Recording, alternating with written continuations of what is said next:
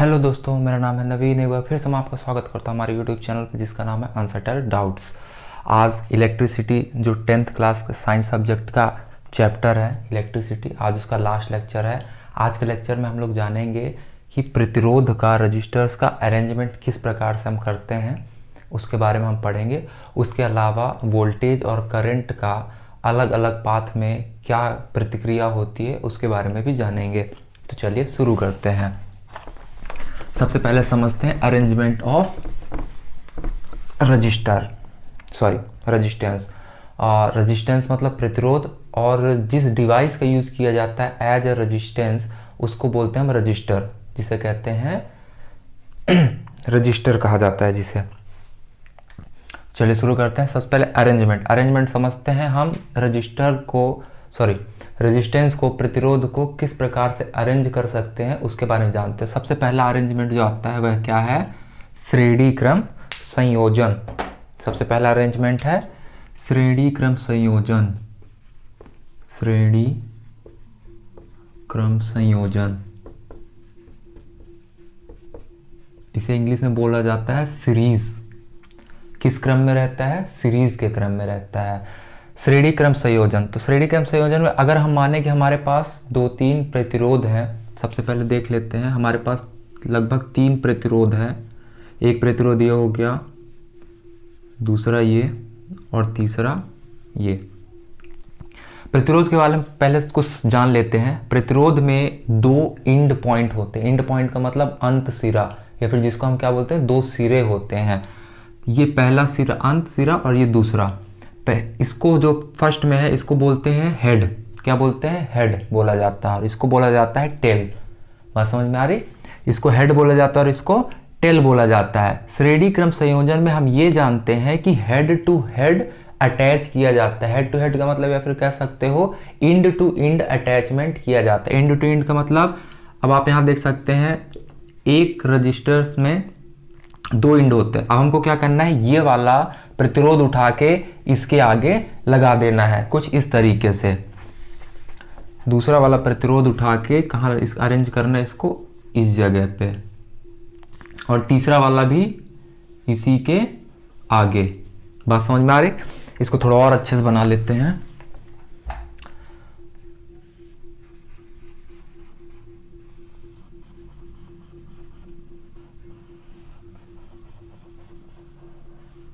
ठीक, कितने रेजिस्टेंस लगे हैं इसमें? 3। अब हम मानते हैं कि ये R1 है, ये रेजिस्टेंस R2 है, और ये रेजिस्टेंस R3 है। श्रेणी क्रम संयोजन में हम ये मानते हैं कि इंड टू इंड ही रेजिस्टेंस को जोड़ा जाता है। जैसे इसका एक इंड ये हुआ, दूसरा इंड ये, दूसरे इंड जो इसका पहले वाले का दूसरा इंड है, उसी में दूसरे प्रतिरोध का पहला इंड जोड़ दिया जाएगा यहाँ से। ठीक है, सेम प्रोसीजर आगे चलाई जाएगी। इस क्रम को हम बोलते हैं श्रेणी क्रम संयोजन। क्या बोला जाता है? श्रेणी क्रम संयोजन। इस श्रेणी क्रम संयोजन को हम और अच्छे तरीके से ऐसा समझ सकते हैं कि एक के आगे एक हमने रेजिस्टेंस जोड़ना है। बात समझ में आ रही है इतनी? अगर कोई दिक्कत हो कमेंट में पूछ सकते हैं। दूसरा संयोजन होता है समांतर क्रम संयोजन। दूसरा कौन सा है? समांतर क्रम संयोजन। इसको और अच्छे से भी समझ में आएगा ये समांतर क्रम संयोजन। समांतर क्रम संयोजन में क्या कहने का मतलब है? पैरेलल हो, बिल्कुल समान हो, मतलब दोनों क्या हो? बिल्कुल समानांतर हो। अगर हमारे पास 3 प्रतिरोध हैं, पहला प्रतिरोध ये, दूसरा प्रतिरोध, और ये तीसरा प्रतिरोध, हमको क्या करना है? समांतर क्रम संयोजन में हमेशा, या फिर ऐसा नहीं होता कि ये क्या इंड टू इंड कनेक्ट हो। इसमें क्या होगा? इसमें ऐसा होता है कि तीनों का हेड एक जगह होता है और तीनों का टेल एक जगह होता है। कहने का मतलब क्या है? इसमें क्या होता है? ज्वाइंट होती है। क्या होती है? ज्वाइंट होती है आपस में। ठीक है, यहाँ पे आपको ज्वाइंट दिख रहा होगा, यहाँ पे ज्वाइंट दिख रहा। ठीक है, तो आपको सिर्फ एक चीज याद रखना है कि श्रेणी क्रम संयोजन में कोई भी ज्वाइंट नहीं होता, और समांतर क्रम संयोजन में ज्वाइंट आपको देखने को मिलेगा। ज्वाइंट का मतलब जहां से एक कनेक्शन से दूसरा कनेक्शन क्या हो रहा हो, अटैच हो रहा हो, इसे हम क्या बोलते हैं, ज्वाइंट बोलते हैं। ऐसा ज्वाइंट आपको किस में देखने को मिलेगा, सिर्फ और सिर्फ समांतर क्रम में। ठीक है, तो आपको बस इतना याद रखना है कि समांतर क्रम में ही हमें क्या देखने को मिलेगा, ज्वाइंट देखने को मिलेगा। अब हम मानते हैं कि इसका रेजिस्टेंस R1 है, इसका R2 है और इसका R3 है। इस कंडीशन में इसके योग के कुछ नियम होते हैं, मतलब अगर रेजिस्टेंस का कुछ मान दिया हुआ है, R1 R2 R3 का कुछ मान दिया हुआ है, तो हमें अगर टोटल प्रतिरोध, कुल प्रतिरोध निकालना हो, इस पूरे वायर का कुल प्रतिरोध निकालना हो, तो हम कैसे निकालेंगे। श्रेणी क्रम संयोजन आपको कुछ नहीं करना, चूंकि एक के आगे लगे हुए हैं क्रम में, वैसे ही इनको जोड़ देना। तो अगर हम माने R टोटल का मतलब इस पूरे वायर में कितना रेजिस्टेंस है, तो R total is equal to जो भी दिया है, जितने भी रेजिस्टेंस दिए उनको बस जोड़ देना है, R1 plus R2 plus R3। इसमें सेम, अगर इसके आगे और कुछ जुड़ा हुआ है तो इसके आगे वैसे ही जोड़ते चले जाएंगे उसी क्रम में। लेकिन समांतर क्रम में क्या होता है, समांतर क्रम में चूंकि ये बिल्कुल समानांतर क्रम में जुड़े हुए हैं, तो हम ऐसा मानते हैं कि इसका अगर टोटल रेजिस्टेंस निकालना हो, पूर्ण प्रतिरोध निकालना हो, तो हम यहाँ पे लिखते हैं 1/R टोटल। क्या लिखते हैं, 1 करके लिखते हैं, 1 के बटे में, बराबर वही प्रक्रिया आगे, R1 plus 1/R2 plus 1/R3। अगर इसके आगे और है तो इसके आगे। इसको सॉल्व करने के बाद जो इसका आंसर आता है, अभी आगे सवाल भी लगाएंगे, सॉल्व करने के बाद जो इसका आंसर आता है उसका रेसिप्रोकल निकालते हैं। रेसिप्रोकल जैसे निकलता है तो 1/RT को हम लिख सकते हैं RT बराबर, यहाँ पे जो भी मान आता है वो मान भी क्या होता है, पलट जाता है। फॉर एग्जाम्पल अगर 1/RT का मान आ रहा है 2/3, तो यहाँ पे जब रेसिप्रोकल होगा तो इसका उल्टा हो जाएगा, मतलब 3/2। इस तरह से हम इसमें लास्ट में मान निकाल के लाते हैं, किसमें, समांतर क्रम संयोजन में। बात समझ में आ गई। पहला क्या है, श्रेणी क्रम संयोजन, दूसरा क्या है, समांतर क्रम संयोजन। 3 प्रकार के संयोजन हम कर सकते हैं, श्रेणी क्रम संयोजन, समांतर क्रम संयोजन और तीसरा होता है मिक्स। मिक्स का मतलब हम श्रेणी क्रम में भी और समांतर क्रम में भी उसको एक साथ लगा देते हैं, उसको हम बोलते हैं मिक्स अटैचमेंट। इतना समझ में आ गया। अगर नोट डाउन करना है तो नोट डाउन कर लीजिए वीडियो पॉज करके। आगे बढ़ते हैं हम और समझते हैं कि मिक्स वाला संयोजन कैसे होता है। तो अगर हम मानते हैं कि हमारे पास 4 रेजिस्टेंस दिए हुए हैं, 4 प्रतिरोध दिए हुए हैं, तो क्या करेंगे, हम चारों को मिक्स फॉर्म में कैसे अटैच करेंगे ये समझते हैं। ये पहला रेजिस्टेंस हो गया, बाकी 3 को हम क्या कर सकते हैं, समांतर क्रम में लगा सकते हैं। बात समझ में आ गई। बाकी 3 को हम क्या कर सकते हैं, समांतर क्रम में लगा सकते हैं। और क्या, इसके अलावा और क्या किया जा सकता है, इसके अलावा एक अटैचमेंट ऐसा भी बन सकता है, 2 को श्रेणी क्रम में कर दिया जाए तथा 1 को नीचे समांतर क्रम में और दूसरे को ऊपर समांतर क्रम में। ये तो समझ में आ गया। अब इसमें अगर सवाल लगाने की बात आ गई तो उसमें कैसे करेंगे ये थोड़ा सा समझ लेते हैं कि ये भी अगर इसमें वैल्यू निकालने की बात आई तो कैसे निकलेगा। तो हम ये अगर इसमें कुछ मान रख लें और निकालने की कोशिश करें, इसको हम मान लेते हैं 2 ओम, इसे 3 ओम मान लेते हैं, 3 ओम का रेजिस्टेंस है, ये 4 ओम और ये इसको मान लेते हैं 5 ओम का प्रतिरोध है। सेम प्रक्रिया इसमें भी करें, ये अगर हम मान लें 2 ओम है, ये 3 ओम है, ये 4 ओम है और ये 5 ओम है। चलिए इसको अब लगाने का पहला नंबर, दूसरा। सबसे पहले हम क्या करेंगे, सबसे पहले हमको एक परिपथ सॉल्व करना रहेगा। यहाँ पे हमें पता है कि ये और ये श्रेणी क्रम में है, लेकिन इसके समानांतर भी 2 लगे हुए हैं। तो सबसे पहले किसे हम हल करेंगे, समानांतर को।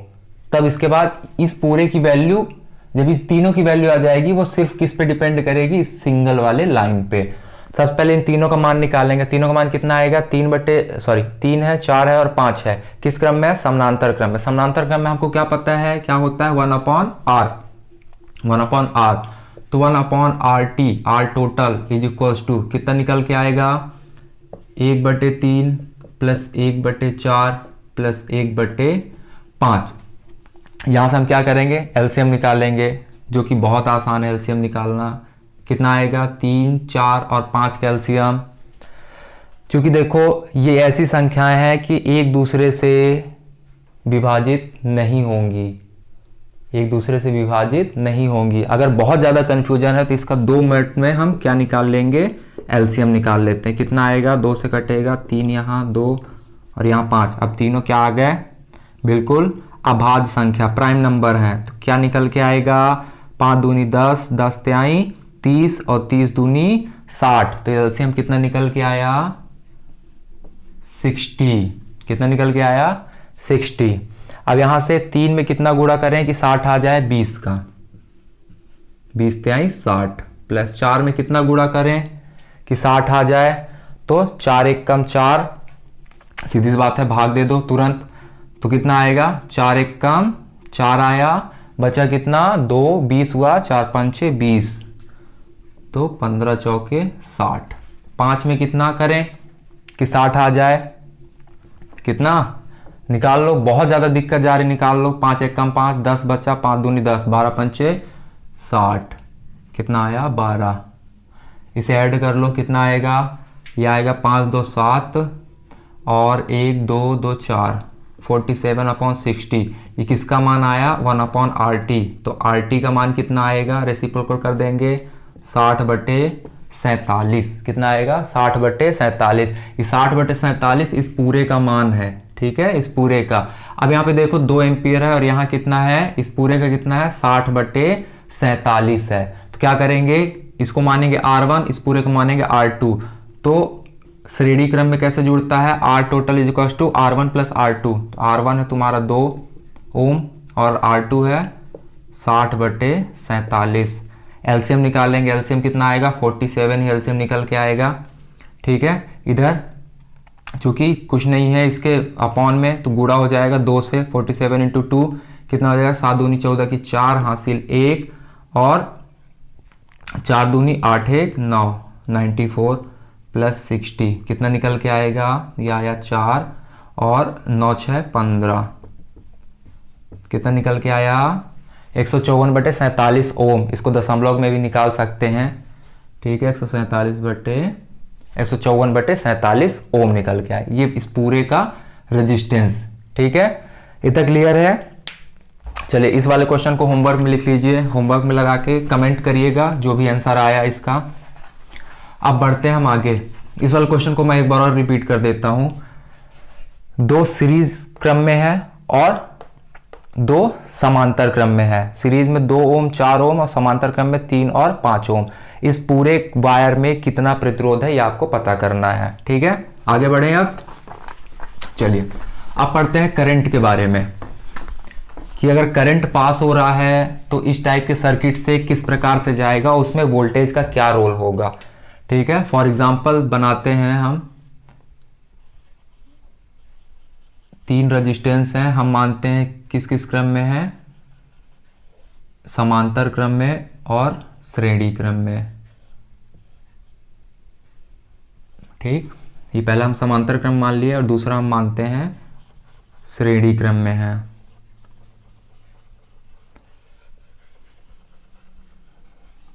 ठीक।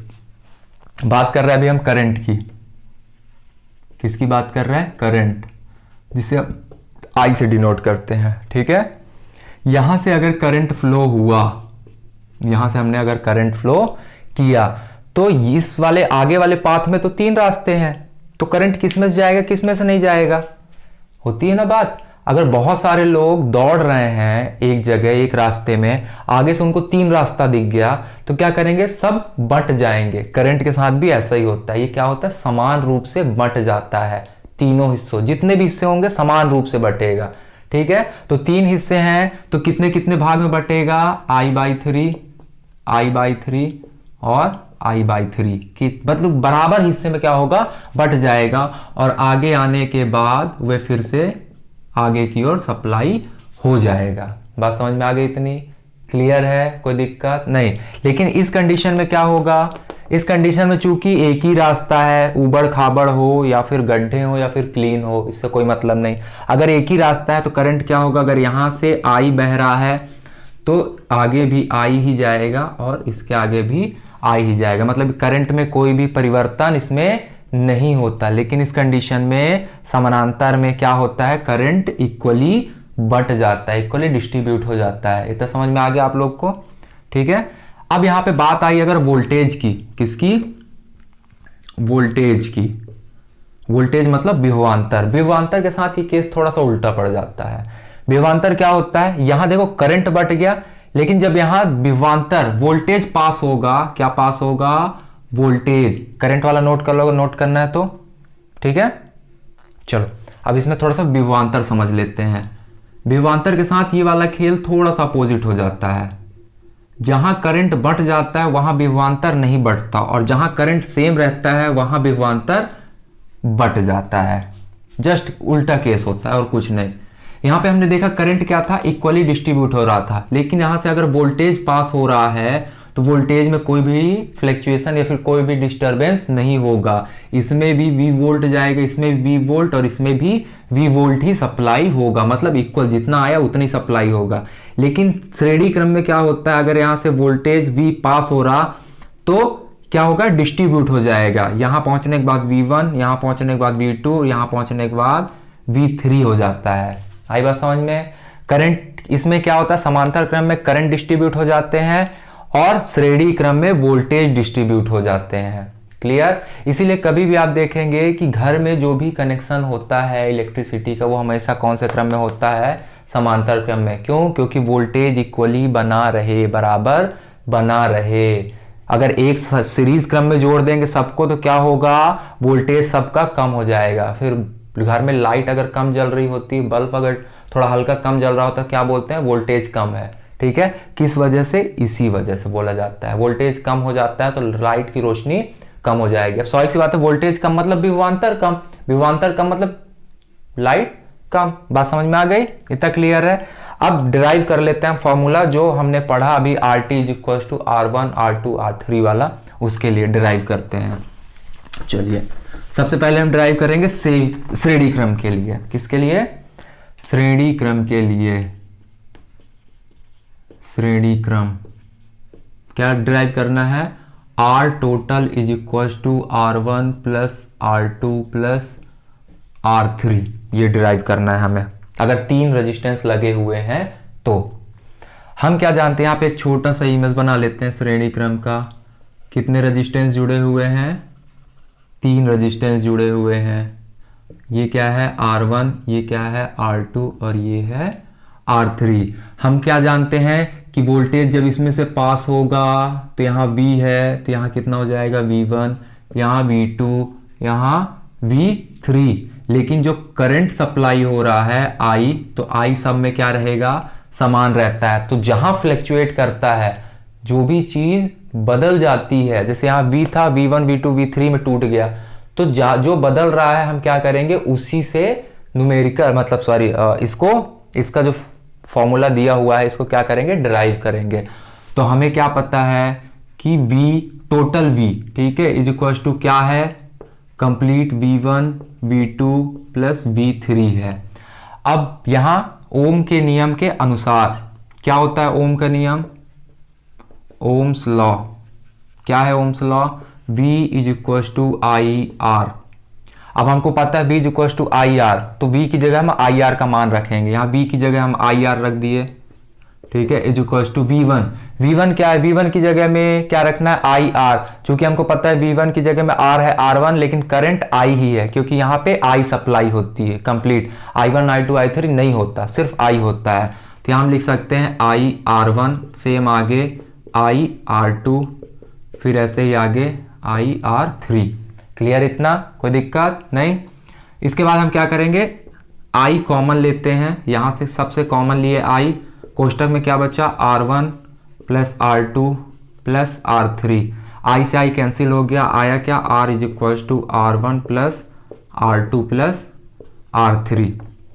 बहुत छोटा सा न्यूमेरिकल है, एग्जाम में आ सकता है 2-3 नंबर के क्वेश्चन में, कि दोनों को क्या करिए, व्युत्पन्न कीजिए। ठीक है, इतना क्लियर है? नोट डाउन कर लो जल्दी से, वीडियो पॉज करके, उसके बाद आगे चलें। चलिए इसके बाद हम समझते हैं श्रेणी क्रम संयोजन। श्रेणी क्रम संयोजन का जो भी मान आता है वह कैसे आता है इसके बारे में समझेंगे। सॉरी, समांतर क्रम संयोजन। समांतर क्रम संयोजन में क्या आता है? समांतर क्रम संयोजन में हमको क्या निकाल के लाना है? IRT, मतलब R टोटल जो भी रेजिस्टेंस है, क्या आता है? IR1 sorry 1/R1 1/R2 plus 1/R3। छोटा सा चित्र बना लेते हैं, इसे समझते हैं। 3 रेजिस्टेंस लगे हुए हैं,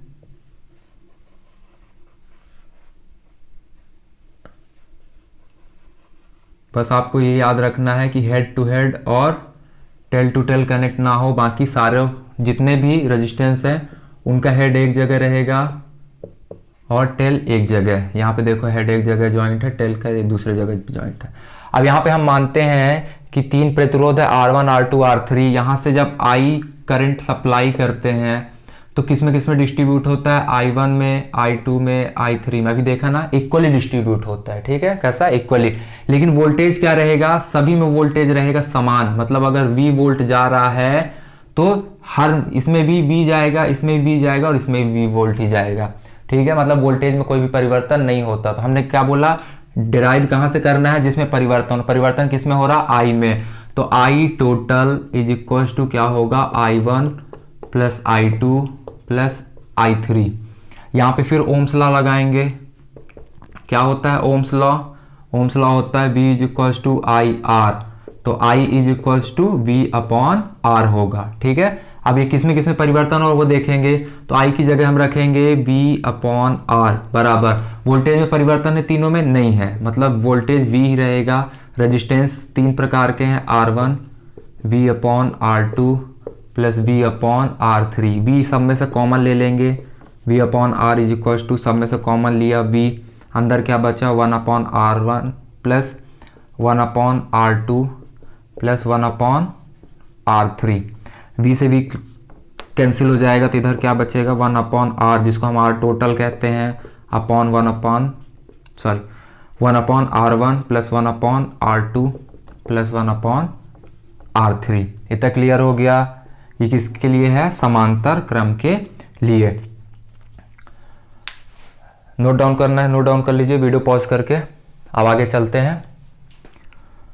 तो हमने समांतर क्रम संयोजन और श्रेणी क्रम संयोजन में किस प्रकार से प्रतिरोध इन्वॉल्व रहता है या फिर कैसे सॉल्व करते हैं इसको, ये हमने देखा। ठीक है, अब आगे बढ़ते हैं और समझते हैं हम इसमें जो लास्ट टॉपिक हम मानते हैं वह है इलेक्ट्रिक पावर। कैसे? Electric power. जब भी आप बात करते हैं कि आपका बल्ब जो है, जो भी बल्ब लगाते हैं कितने वाट का है, तो नॉर्मली जो अभी भी गांव में यूज़ होता है जिसे हम बोलते हैं 60 वाट का बल्ब, 100 वाट का। शहरों में तो आजकल, शहरों की बात करें जो थोड़ा सा मॉडर्न सिटी अपने आप को मानती है, वहाँ सब LED यूज़ होने लगा है, वो भी 15 वाट। ठीक है, तो 9 वोल्ट, क्या बोल रहा हूँ मैं, सॉरी। जो गांव में जो यूज होता था पुराने टाइम का बल्ब, वो आपको याद करना है। जो 60 वाट 100 वाट का होता था उसमें बहुत जल्दी हीट जनरेट हो जाता था, बहुत जल्दी गर्म हो जाता था वो बल्ब। ठीक है, तो ये किस टाइप से काम करते हैं और ये वाट का मतलब क्या है, या फिर अगर बात करें किलो वाट का मतलब क्या है, या फिर जो पावर प्लांट्स लगते हैं वो मेगावाट में लगते हैं। ठीक है, इनका मतलब क्या है, इसके बारे में थोड़ा सा चर्चा करते हैं। ये टर्म कहाँ से आया? ये टर्म आया इलेक्ट्रिक पावर से। किससे? इलेक्ट्रिक पावर, जिसको हिंदी में बोलते हैं विद्युत शक्ति। विद्युत शक्ति। इसमें भी 3 इंपॉर्टेंट फॉर्मूले होते हैं, 3 इंपॉर्टेंट फॉर्मूले हैं जिस पे हम थोड़ा फोकस करेंगे। स्टार्ट कहाँ से होगा? विद्युत, क्योंकि आपको पता है शक्ति क्या होती है। शक्ति जिसे हम बोलते हैं पावर। क्या बोलते हैं? पावर। पावर क्या होता है? हमने पढ़ा था 9th में कि कार्य करने की दर को हम क्या कहते हैं? शक्ति कहते हैं। कार्य करने की दर मतलब पावर इज इक्वल्स टू जो आपका वर्क डन हुआ है बटे टाइम, कार्य करने की दर। इसे हम शॉर्ट में लिखते हैं, यहाँ पे लिख लें P is equals to W/T। ये क्या है? शक्ति बराबर कार्य बटे समय। टाइम कम लिया जाएगा अगर काम करने में, तो ज़्यादा पावर खर्च होगा। क्योंकि व्युत्क्रमानुपाती, पावर व्युत्क्रमानुपाती समय। समय अगर ज़्यादा चाहिए काम पूरा करने में तो पावर कम लगेगा। बात समझ में आ गई। तो ये जो फॉर्मूला है कहाँ से डिराइव होगा, इस जगह से डिराइव होगा, P = W/T। अब चूंकि हमको पता है कि W के बारे में हमने पढ़ा है इस चैप्टर में, कहाँ W के बारे में कहाँ पढ़ा है हमने, आवेश में पढ़ा है, ठीक है, सॉरी आवेश में, वोल्टेज में पढ़ा है। क्या पढ़ा था हमने वोल्टेज में, हम जानते हैं क्या जानते हैं भाई, हमको पता है V = W/Q। यही पता है क्या हमें, क्या पता है हमें, V = W/Q होता है, ठीक है। तो यहां से जब हम W का मान निकालेंगे तो क्या आएगा, W = V × Q। क्या आएगा, V × Q। यहाँ पे V क्या है, V वोल्टेज है, क्या है, वोल्टेज। तो यहाँ हमने पढ़ा था वोल्टेज या फिर विभवांतर बराबर कार्य बटे आवेश, यही पढ़ा था ना, ठीक है, इसका मतलब यही है, ठीक। अब यहाँ से W बराबर निकालेंगे V गुणे वोल्टेज गुणे चार्ज, चार्ज मतलब आवेश। इसका मान हम कहाँ रख देंगे, इस वाले पे, ठीक है। तो मान रख दो, मान रखने पे हमको क्या आया, P = W की जगह VQ रखेंगे, VQ/T। अब यहाँ पे कोई टर्म थोड़ा सा जाना पहचाना लग रहा है, एक करंट का टर्म था जिसको हम पढ़े थे, क्या पढ़े थे, rate of flow of charge, मतलब आवेश प्रवाह की दर। क्या आया था, आवेश प्रवाह की दर। यहाँ पे फिर लिखेंगे, चूंकि हमको पता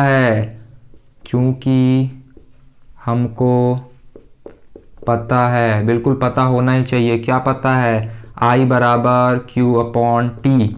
यहाँ पे ज़्यादा कंफ्यूज मत होना, कैपिटल स्मॉल है, Q का मतलब चार्ज ही होता है, ठीक है। इसको अगर मैं कुछ ऐसा लिख दूँ Q/T, तो यहाँ से Q/T मतलब I। तो यहाँ पे देखो ये वाला टर्म हमको दिख रहा है Q/T, हम Q/T की जगह क्या रख देंगे, I रख देंगे। तो हमको क्या मिलेगा, हमको मिलेगा P = IV। क्या मिलेगा, P = IV मतलब शक्ति बराबर करंट, जिसको हम विद्युत धारा कहते हैं, गुणे वोल्टेज। यहाँ से ये हमको मिलेगा पहला इक्वेशन, जो कि है बहुत ज़्यादा इंपॉर्टेंट, ठीक है, पहला। अब यहाँ से चूंकि हमको फिर से पता है, क्या पता है हमको, we know that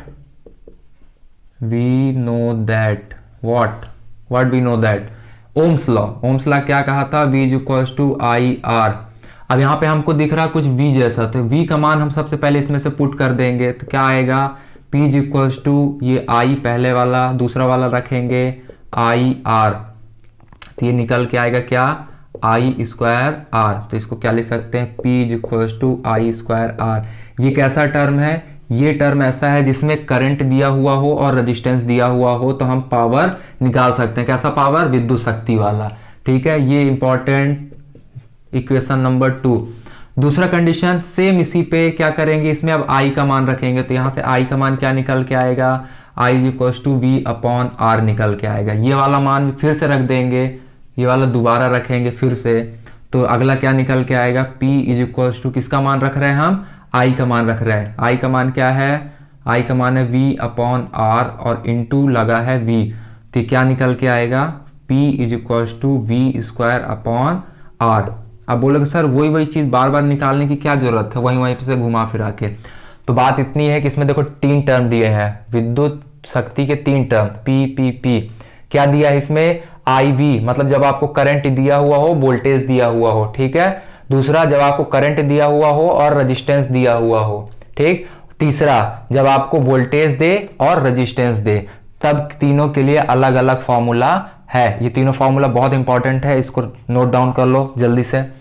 आगे चलते हैं, फिर एक सवाल देखते हैं और आज का लेक्चर एंड करते हैं, ठीक है। नोट डाउन कर लिए, चलो आगे बढ़ते हैं। अब